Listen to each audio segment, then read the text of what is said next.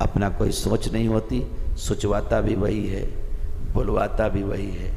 तुमको लगता जरूर है कि हम तुमको जानते हैं, पर हम तुमको पहचानते ही नहीं, क्योंकि इस समय तुम्हारा पहचानना जानना सब मूल्य नहीं रखता। इस समय तुम हमारे प्रभु के हो और हम तुम्हारी सेवा कर रहे हैं, ऐसा भाव उठता है यहाँ पर।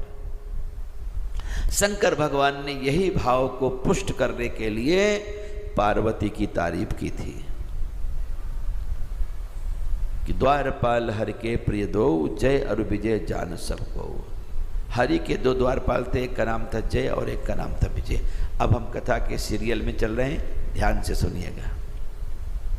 जरा से मन हट जाएगा तो कथा समझ में नहीं आएगी, प्रवचन तो समझ में आ जाएगा हम किस विषय में बोल रहे हैं, लेकिन कथा के लिए एकदम एकाग्र होना पड़ा। इसलिए शंकर भगवान ने इस कथा में कहा है कि सावधान होकर सुनना, सावधानी हटी दुर्घटना घटी, फिर समझ में नहीं आएगा। ये दो जय और विजय जो द्वारपाल थे, ये भगवान नारायण के थे। ये भगवान से इतना प्रेम करते थे कि अपनी आंखों के सामने ही भगवान को रखते थे, बिना पलके गिराए। अब भगवान आंख बंद कर लेते थे और ये आंख खोल करके देखते थे कि ठाकुर की आंखें कब खुलेगी। जैसे कोई पर्दा लगा दे, अब पुजारी बाहर भक्त खड़े होते ना कि कब पर्दा खुले, इसी प्रकार टकटकी बांध करके ठाकुर जी को देखते थे, भगवान को इतना प्रेम करते थे। गजब की साधना थी, ये भगवान के लिए पूरे समर्पित थे। तो एक दिन की बात है कि मैया लक्ष्मी चरण दबा रही थी और दबाते दबाते उनके मन में आया कि ये नारायण कभी आंख बंद करते हैं और जब खोलते हैं तो केवल अपने चौकीदारों को देखते हैं।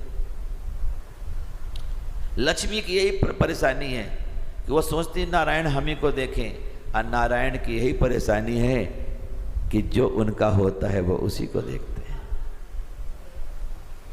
जय और विजय को देख रहे थे। देखते देखते लक्ष्मी जी के मन में आया कि ये जो जय और विजय है ना, यही इनके सुरक्षा गार्ड है, इसलिए अपने सुरक्षा वालों को देखते रहते हैं, सुरक्षा वाले इनको देखते हैं। तो मैया के मन में आया कि हमको लगता है कि हमारे पति कमजोर हैं। जब स्त्री अपने पति के सामर्थ्य में शंका करने लगती, तब भी कोई ना कोई घटना घट जाती है। अब वो घटना ऐसी होती है जिससे कोई राक्षस भी बन सकता है।